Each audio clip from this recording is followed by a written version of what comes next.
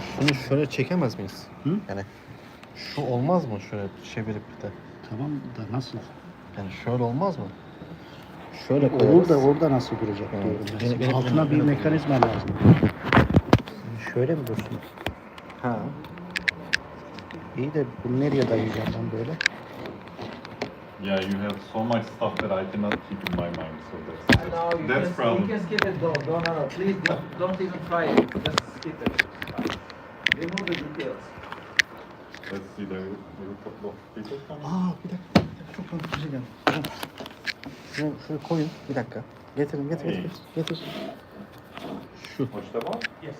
Or Şöyle yapıp öyle dur. Aha dur. Kırılıyor, şey kırılıyor. Ama yapacak bir şey yok. Altına bir şey ne yapalım? koyacağız. Şu altına kabloyu şey koyalım yani. Şöyle bir destek yapabilirim. Heh. I have a seat where... Ama o öbür tarafına ne koyacağız? One great seat is available right here. Whichever you like. VIP. Şöyle bir dakika. Tamam. Shall we start? Yes, you can start. Welcome back, after this nice lunch. I hope you liked it. I like the sandwiches personally. So, Tamam, şu an duruyor. I guess we are a little bit behind time, but we should be okay at the end of the day. So I'm pleased to introduce Dr. Süleyman from North Dakota State University Agricultural and Biosystems Engineering. So Dr. Süleyman is an accomplished researcher, specializing in agricultural mechatronics. And in the morning you have seen many students making presentations from his lab. Basically he does, at the intersection of mechanical engineering, control systems, electronics, digital technologies, making significant contributions to applied agricultural engineering. He's currently assistant professor at NDSU. His research interests in general are mechatronics, robotics, machine learning, adaptive and automatic control systems, image processing, vibrations, wireless sensor network design, and IoT applications. So pretty cool stuff. His lab, he just leads Agri-Mechatronics Lab, this nice logo you have seen in students' presentations. He supervised 9 grad students as well as undergrad research assistants. He serves as PI in many projects from USDA, NSF. Also, he has PI role with many other USDA projects as well, and he has local PI role for, and North Dakota State related projects as well. Mostly his current research focuses on robotics for site-specific breeding technology. We have seen some of the flavors in the morning. Predicting honeybee health, stress, detecting nutrient and water deficiencies in specialty crops, developing sugar beet storage, monitoring type of stuff. He has published many papers in reputed journals, as well as conference proceedings and books, that's academia. For his educational background, he has master's and PhD degree in mechanical engineering as background. Also, he served in European Commission as an external academic expert for over 15 years, and he served USDA panel since 2024. Also, he is reviewer in many journals. So, by the way, I need to make an acknowledgement. Maybe you have seen a different keynote. Naime, actually, she had a very personal reason, and she could just inform us on Friday, so she couldn't make it. So the other keynote speaker could not be with us, apologizing, that thing. So that's an acknowledgement as well. So before further ado, just let me welcome Süleyman, Dr. Süleyman, for this keynote session. Very excited to hear. Thank you. Let's switch. Onu, şu onu. No, I'm going to switch. Yeah, now I need to switch that. Ne yapayım? Çıkayım. Yeah, you got it. I'll do this too.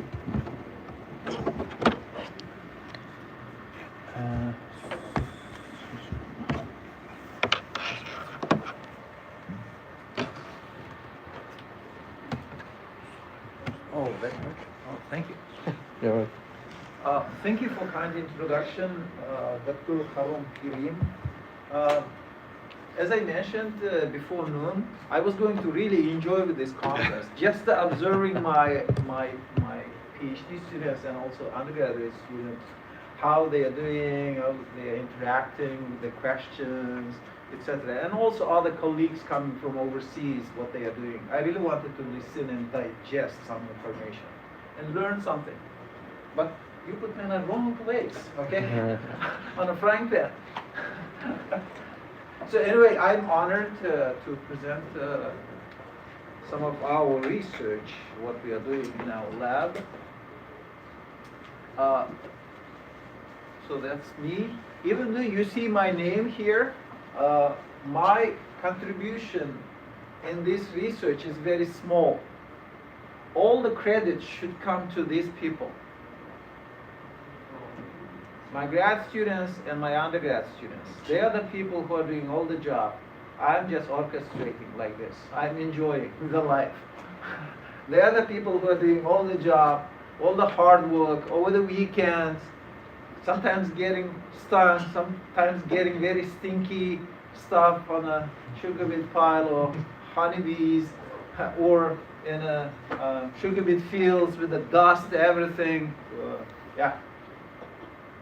So this is my my group. They're working on a few different projects. So I'm going to talk about only 3 projects that we are working on. Actually, our direction is 5, but here I will try to focus on, since time is limited. Oh, sorry. Yeah, I'm keeping it. Yeah, you keep it, right? Okay. So I have these 3 projects. I don't think I will have enough time for that, but I would like to start with robotics because most of the people nowadays, they like robotics. So I'll try to make it brief. And then honeybee, I will spend a little bit more time and I will try to make it very, very short, the last one, controlled environment agriculture. So first one is site-specific mechanical weeding robot. What's that? It's not news. Everybody knows weeds are a very costly business to handle, costly issue for agriculture. It costs lots of money, and of course there are very advanced technologies nowadays developed by companies, commercial available products such as John Deere See and Spray technology, one of the advanced ones. But there is one limitation with this advanced technology. With the See and Spray technology, herbicide-resistant weeds are still an issue. That's one part of the problem. The other part of the problem is environment. How to make agriculture sustainable and resilient. For that one comes how to make chemical-free, briefly speaking. So what we are proposing here is mechanical weeding system. Of course, it's not news. It's been around many, many years, you know, hundreds of years. Humanity has been using weeding mechanical system to do tillaging, seeding, again, removing weeds. So what it does is really interesting. The idea came from the farmer whom one of our colleagues from our department, Dr. Paulo Flores, was working. And he was actually, the weeds in any crops, usually it's not uniform distributed. It's distributed in patches. So any recent study shows, particularly in the US, upper Midwest, distribution of weeds is less than 30%. So that means over 70% of the field doesn't need to be tillaged. So how to make the system very efficient? Because tillaging is costly. It requires energy, dragging, right? Drag force. And the other one is when you tillage, soil moisture will be an issue. The other most costly one is nutrients. We will lose lots of nutrients. And the other one is just recently my grad students, they have found talking to farmers is when you do tillaging, actually you're gonna help the weeds to emerge more because weeds always they have some seedlings present on the ground. So as soon as you tillage, you're gonna create the environment for them to emerge. So that's very bad. So this tillaging system, how does it work? This site-specific mechanical weeding. The phase one, it's integration of UAV, unmanned aerial vehicle. It takes pictures of the field, and then we will stitch these images together. That's image processing. Of course, it's done in the lab. And then we will create with prescription map. That prescription map is also done in the lab conditions. And then we're going to upload to the brain of the system, to our mechanical weeding system. And then, how does it work, this process itself? This drone image, a bunch of images, hundreds, thousands of images, they need to be stitched together. They're in pieces. Some parts are overlapping, some parts are a little bit under, so they need to be stitched. Once that's stitched, in the lab conditions, we detect where the crop rows are located. Here it's very simple, straightforward, straight lines. But most of the cases, at least to a certain extent, in different crop fields, it's not straight line. It could be sine wave, it could be some crop rows are kind of emerging, or sometimes it's kind of circular. So how to be? So crop identification is one issue. Right now, in our group, this gentleman is working with this problem. And then, once we identify crop rows, we identify where the weeds are. So whatever NDVI defines, you see over here white patches, there the weeds are. So from that one, we will create gridded field, gridded. It's virtual, it's all numerical. Briefly speaking, it's a binary map, zeros and ones. Where the ones are, that's green points. There, this site-specific mechanical system needs to be engaged with the soil. So tillaging needs to be done. So it's kind of very obvious, right? It's very logical. So then the system works. Once brain is uploaded to the brain of the this robotic platform is uploaded, it works with the GPS signal, GPS coordinates. So this grid map with the GPS coordinates cross-validate. So how this prescription map and then this robotic platform works? As just mentioned in the previous slide, these are the ones, these are the zeros where the no weeds are present. So whenever this guy 3-row robotic weeding system is coming in, no tillage, no tillage, no tillage, tillage, tillage, 1, 2, 3, tillage. You can count how much energy we can save on this, how much soil disturbance can be saved. So that means soil nutrient depletion can be saved. So it's quite significant. Yes, it does. It is quite significant. But there's another question here. This width or length of this grid right now is 8 feet, right? 10 feet. So it can be also reduced, but only we have to work on control of this system. This one. Linear actuation. Right now in our system we have a linear actuator, but we are working to enhance the system's response time, to make it faster, to make this grid finer. So that means to minimize soil disturbance and also depletion of nutrient and soil moisture. So there are some numerical simulations. That gentleman in the afternoon, he's going to talk about just in a while. He will talk about the details I'm not going to touch this issue. But anyway, so this is some analysis. This has been done. So we came up with this. Of course, always we start with some numerical simulations. And then some testing. Still, this process is being under test. I have forgotten to mention there's a US patent is pending on this system. It is coming. So some testing has been done in summer. We started this project a while ago, but we started working on this platform. When did we start? Shortly. January, yeah. January this year. 8 months, 9 months. So it's ready, it's running. So we are testing. Well, still behind our schedule. We should have done more tests, but that's what it is. We achieved right now. So this is another case scenario just recently. It was a couple of days ago, isn't it? Yeah. It was this week, right? Yeah. Oh, last week. That was last week. In Autonomous Nation demo, this is what they have collected in real time.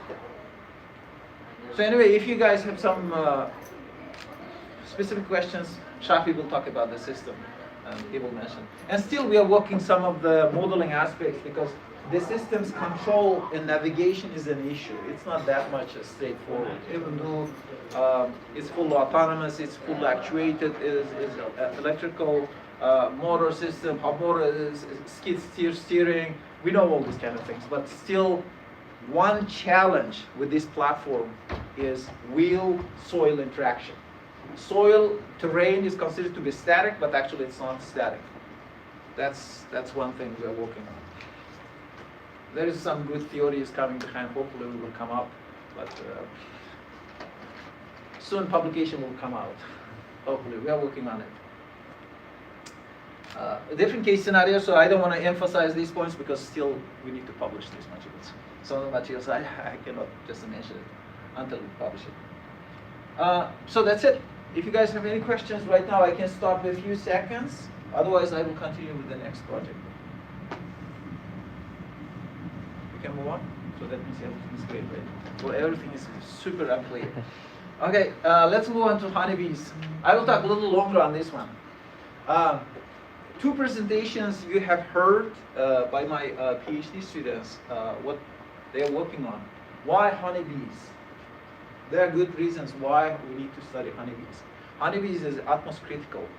More than 1/3 of food that we consume today, which are dependent on honeybee pollination. That's one issue. So that's why in the UN program, there is one statement which says, survival of humanity depends on honeybees. If honeybees disappear on Earth, we are subject to disappear. It's a very strong statement. That's the statement. It's coming from UN. So there are a number of issues we happen to know with the honeybees. Since last June 2024, all the way to end of February 2025 of this year, 62% of bee colonies disappeared, wiped out in the US. So that's one solid important point why we need to study this.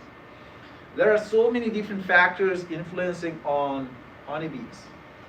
One of them we happen to know is vibrations while transporting, particularly from North Dakota.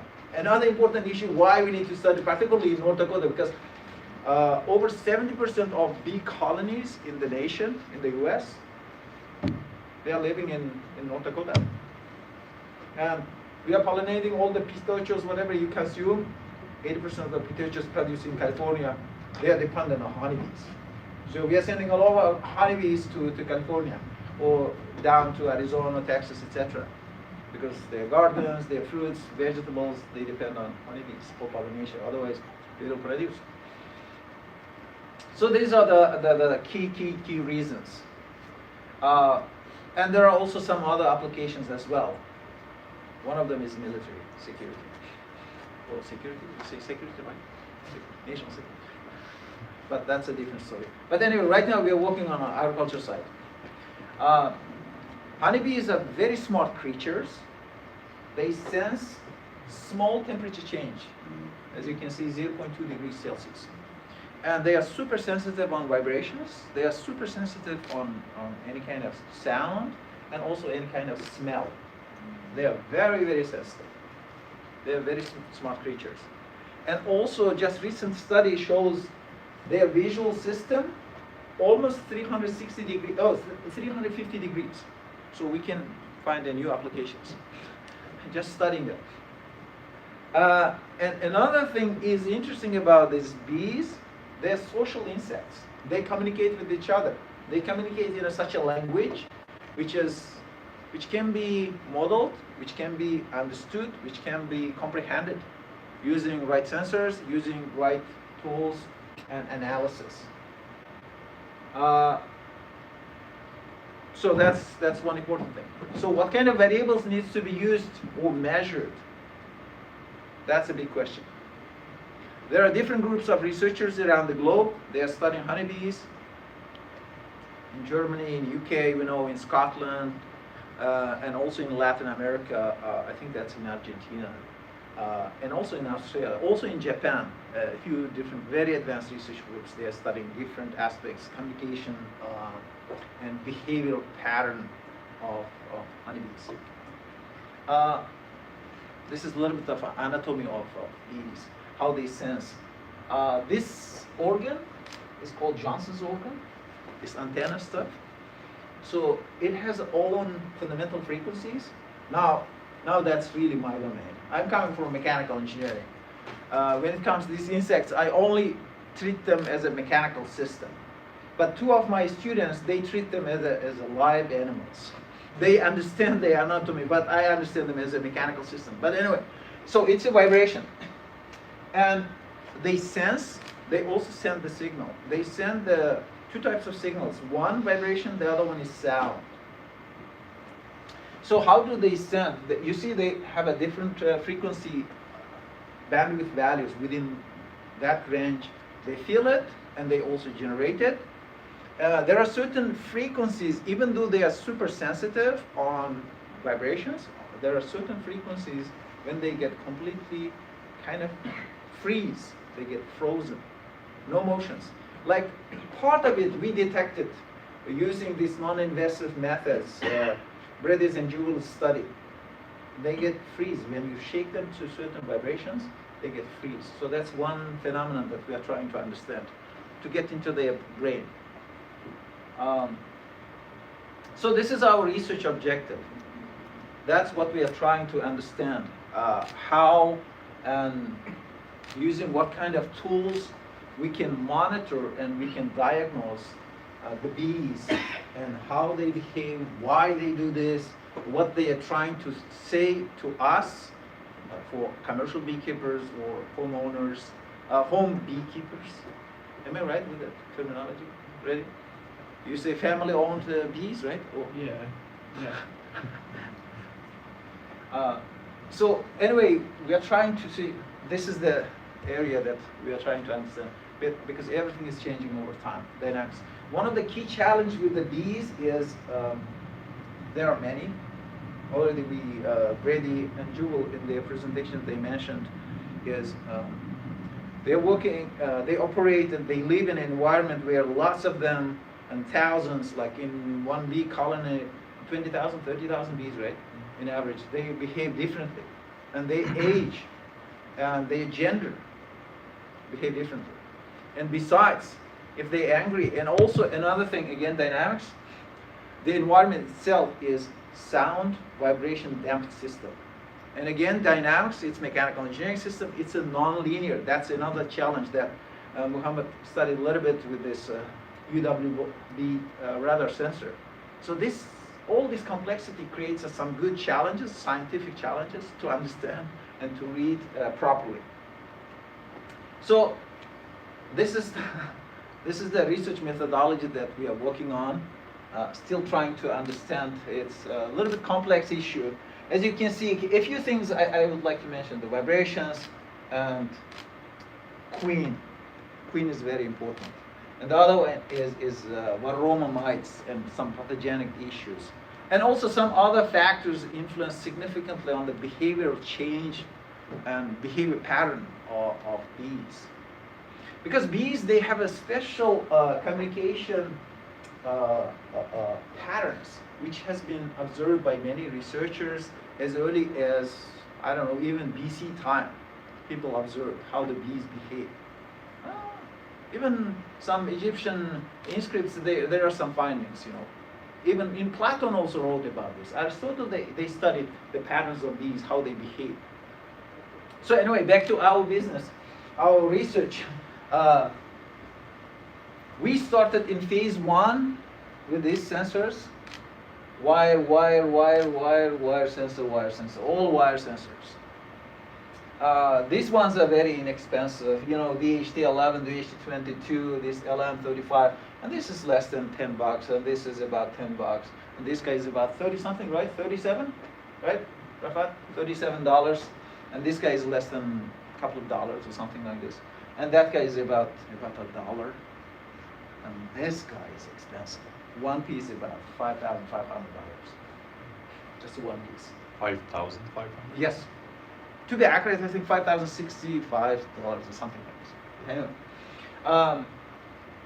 and more sensors, more expensive ones.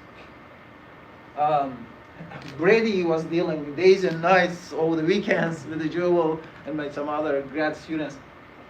This laser vibrometer is $33,000, and this guy with the software, everything is over $130,000. And that guy is 20 whatever, right? 20 whatever $1,000, high-speed camera. And this guy is a few $1,000s. 3D accelerometer. You see, very expensive. It's not cheap research. It's very expensive research. But that's necessary. Without this, we cannot understand. But later you will see some funny story. It's coming. So these are some tech specs of our these wired sensors. So phase 1, I didn't mention phase 4, but phase 4 is there. I have forgotten really. Wired sensor. The next phase, wireless communication network design and non-invasive detection. This phase 1, 2, 3 is right now. Some of them we achieved some results. Some of them still ongoing. Some of them are still going on. Some of them we closed completely because we understood. This is where we started. It's wireless. How do you like it? Is that good? It's awesome. It's very scientific. It's very chaotic. I don't like Complicated. it. Way too complicated. Way too complicated. And this is a simple and a controlled environment during hibernation period in winter times. Bees, they hibernate, they close down inside their confinement, their box, and then they sleep. They eat a little bit, they make small motion. They are like penguins. They keep changing, keep rotating, keep whoever is inside warm, whoever is outside gets cold, and then they keep rotating with each other. So by this way they survive. But in winter, lots of bees die. There are many other reasons as well, but yeah. Anyway, so we try to understand using just the temperature. And then the next one is foraging. I think over here, there must be some video over there, at least to get some entertainment. Yeah, that's working now. Yeah, this is active process. So this is the mic. Bees, they don't like foreign objects. If you install them, they try to isolate them as much as they can, or remove them as much as they can, because that's one of the challenges of working in a live beehive. That's one thing we faced. Here's another one. This is Rafat's finger.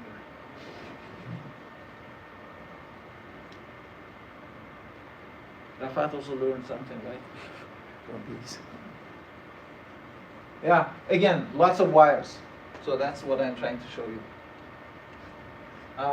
This is Rafat's face again. You see wires everywhere. So this is phase 1. Of course, something worked, something didn't work. That's research. because we understood something, at least to handle some of the variables. How to measure, where to install the sensors, and some other technical aspects as well. What kind of sensors to be employed, but still that issue is ongoing. But one thing was solid is whenever bees are disturbed, one variable is temperature, they behave differently. So they pump up the internal temperature inside this, their nicely isolated confinement of their bee hive. And two different studies demonstrate this one. This is done by our research group, this is done by my collaborators at INTCEC again. And this is another data, just I'm going to move faster. I'm taking too much time. So this is mic, again mic, sound, sound, sound, and over here relative humidity and temperature. Again, when the disturbance is being applied, like small knock to the beehive, and then these variables. Of course, you may say statistical significance. In some parts, yes, we detected some statistically significant data. In some parts, we didn't, because there are good reasons why we could not detect this. Now we understood where we made a mistake, what we overlooked. So some statistically significant points and some other loosey points. So this is the sensor that mentioned just a while ago. And so this is phase 2, wireless sensor network design, because as we have seen lots of wires, it's very unfriendly for bees, unfriendly also for us to use as an end user. Besides, whenever we try to make a system look very abnormal, bees definitely behave very abnormal. That Brad and Jewel, they mentioned in their presentation, because we have to make it as natural as possible. So one option is to make the system completely wireless. So this is the one system we designed, we built. We got some data, and also we did some calibration of these sensors, because that's very, very important when you are dealing with the sensors. You have to always calibrate before using it. This is a good point for all grad students. Otherwise, whatever you're looking at, even your data looks very nice, it's not quite trusted. First, calibrate, calibrate, calibrate, and then do it. ChatGPT cannot do this for you. Or any generative AI tool cannot do this. Even if you ask this research, right now, Copilot or ChatGPT, they will not tell you these kind of stories, because it's only we can create. At least in the coming 5-6 years, we are far more advanced than any generative AI when it comes to testing and experimentation. That's what I believe it is. And this is what we tested. Now you can see this is in phase 1, and this is phase 2. How does it look like? Is that good? Is that friendly for bees? I believe so. Less foreign objects. This is the first case where we started, and this is now. And this is how the process was done, tapping. I think this hand is Shuripa's hand, right? Another grad student of mine. And this is the data with this small excitement, and then some good data. And also, it was developed this cloud-based data acquisition using ThinkSpeak from MathWorks. We kind of, a few of our grad students, they quite masters well. So it's working well. Since we are a university and license free, so if somebody says MATLAB is bad, but we say good just because it's free. Because the university buys for us. It's free. All the toolboxes are there. Everything is there. So now, this is the phase number 3. I think this is Jewel, right? Jewel, is that you? And they're collecting. Now, more expensive, more advanced research now. More accurate, non-invasive, to make the system non-invasive, because these, they don't like any foreign objects, to make the system very non-invasive. One possibility with the vibration is non-invasive. As just a while ago we mentioned, this environment itself is damped. That's one challenge for mechanical engineering, testing engineer. The other one is nonlinear system. It's really challenging for vibration and acoustic analysis. It's very, very challenging. So this is the solution. Laser, non-contact, measurement. And they are collecting lots of data, days and nights and evening hours, and then over the weekends when the weather is bad, good, etc. They know better than I do when it comes to these. Is this they the feel it. $5,000 piece? You mean this piece? Yeah. That one is 33, right? $33,000. But that's a simple one, a 1D. We're aiming to get 3D, which is $625,000. Wow. Hopefully we will get it. Hopefully. From NSF we're asking for. And this shaker table is the challenging one, which is making it operational at specific frequencies, at specific magnitude, because we are trying to mimic what in road conditions bees feel while transporting them from North Dakota all the way to the West Coast. Yeah, thank you. Okay. So this is, I believe, there must be the video. I think if you go to next slide, it's automatic. Oh, automatically it does? Oh, here we go. This is one of the nicest videos they shot. You see how it's shaking?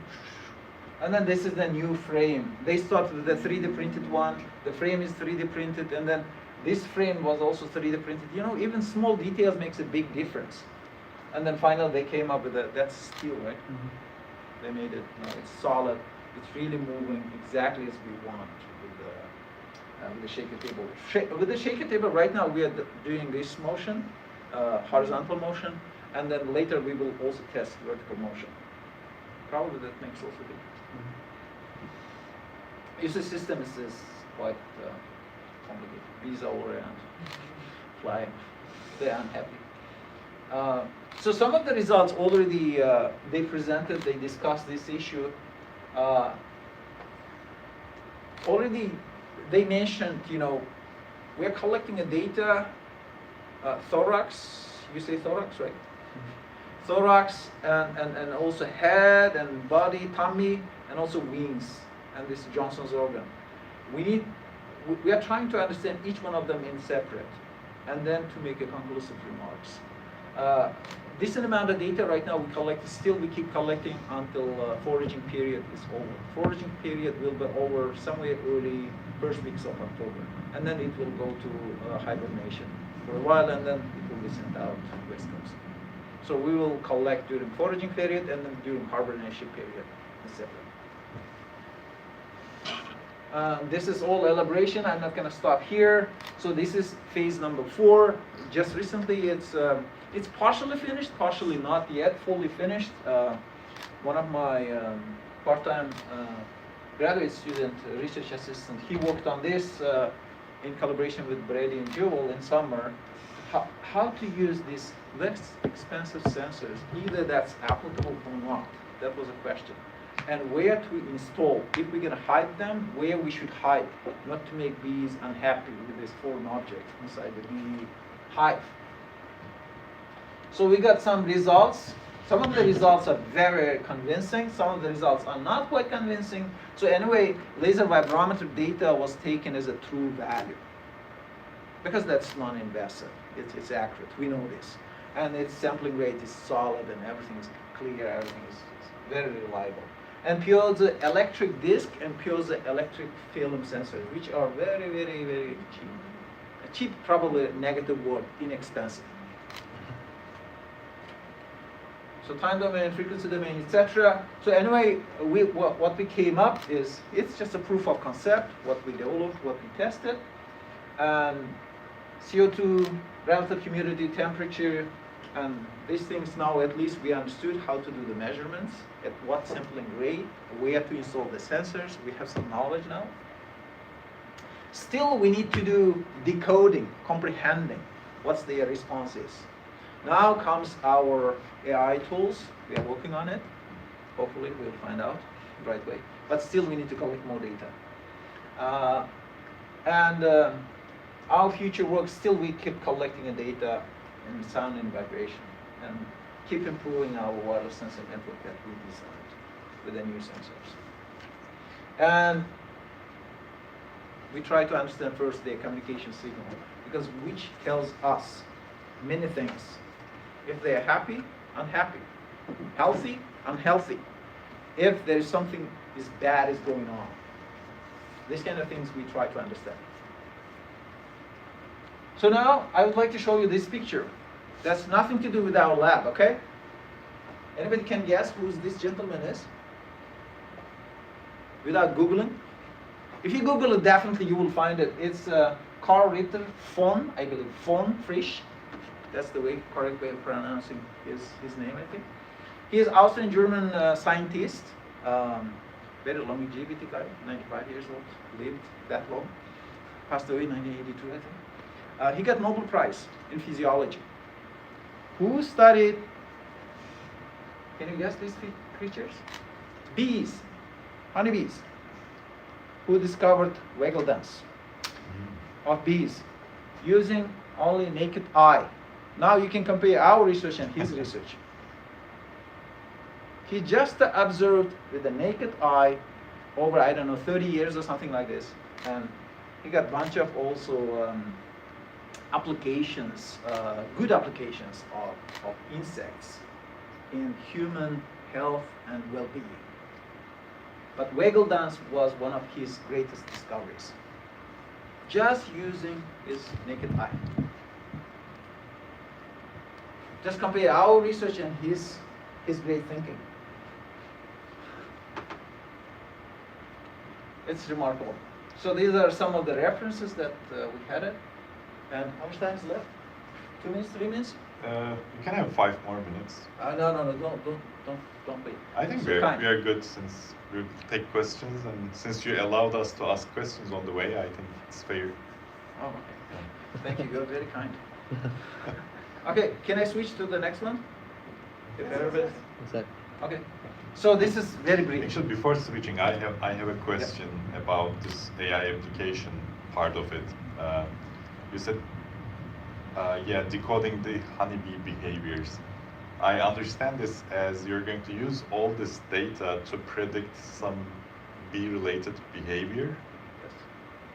I mean, what are those? What could be those behaviors? Is it Don't for ask, humans, we understand behavior, but for bees? Don't ask too many details just because we need to publish, okay?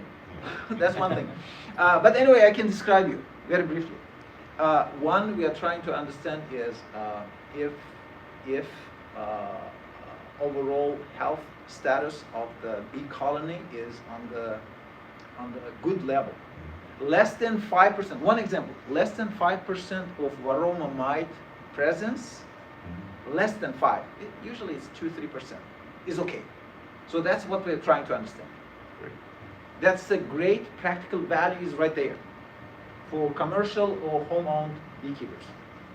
The other one is which part of the bees after this logistics, etc., feeling well, or which parts are feeling unhealthy.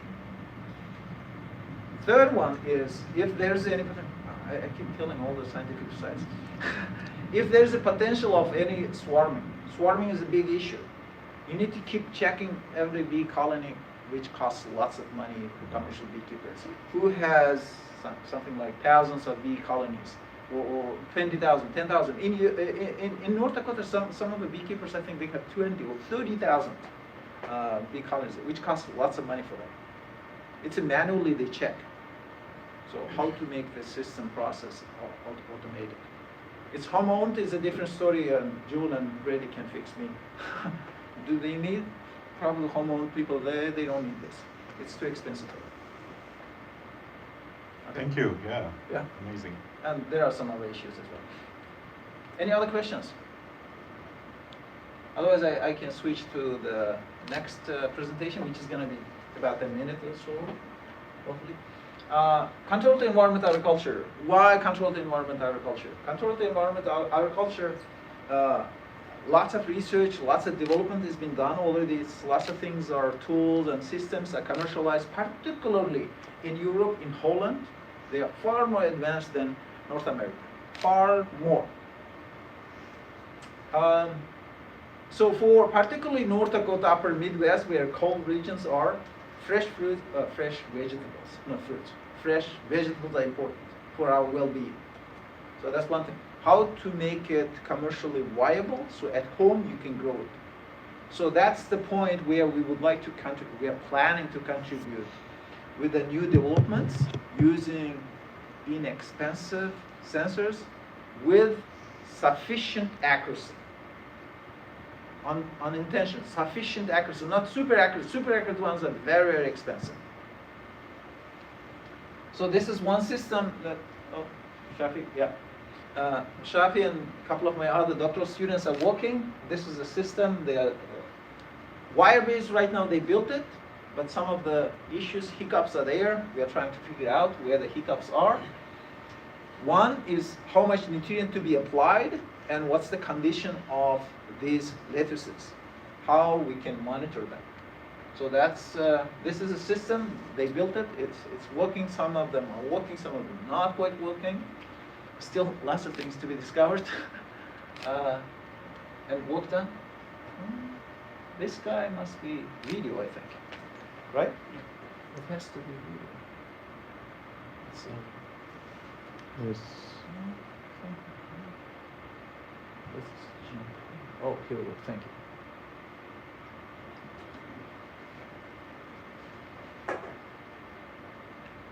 It's just the image capturing using imagery, again, non-invasive method, how we can identify some nutrient deficiency, that's one thing, and growth dynamics, quality, and when to harvest, when to apply some nutrients and fertilizers. That's the research we're doing. And the next one more slide, I think, and then we're The done. video? Yeah. No, that's not the video. It's just this one. Thank you. Oops. Right here. And so this is one of the imaging technology that we are using. It's not novelty, you know. Lots of people has been using this technology, hyperspectral imaging, over 10 years. So that's one research: how to make it viable, to make a fast and efficient decision, applying Edge AI.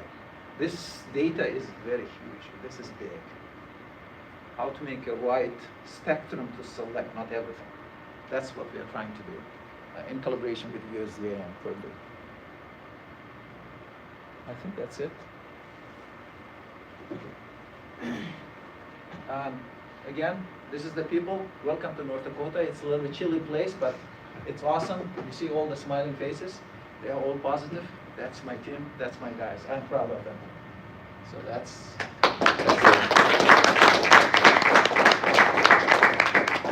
Any questions? Please ask if you have. 20 seconds. Go on. 27 Go seconds. ahead. Over time. Thank you for the presentation, very interesting presentation, great lab, great team. Teamwork makes the dream work, and it's great. What about your mission of your lab and your goal and the concept all over the whole? And the 3 projects, and I hope more 10 projects will come. And what is your mission of your lab?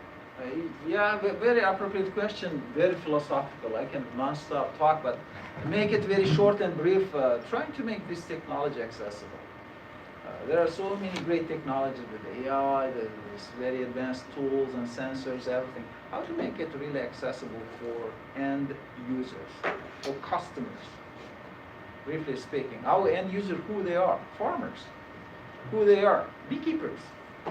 How to make it for them accessible. Otherwise, you know, no matter how good our science is, if it's not applicable in real life, it's just for the shelf. So that's what we are trying to do. Thank you. As an appreciation of this keynote, we just want to thank you as an organization. Wow.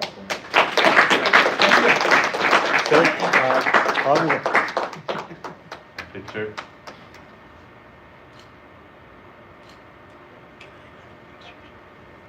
Oh, one more? Insert. Could you please the Oh, makeup turned up?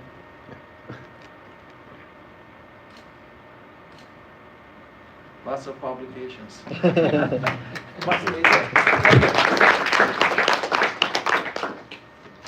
So we can directly start to session 4.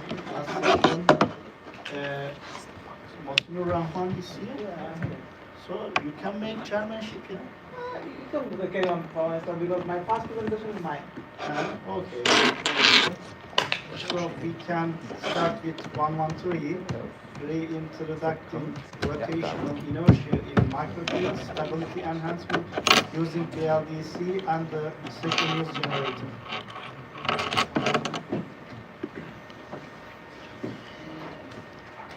Emirhan şunu bir deneyeyim ya. İçimde kalacak yoksa.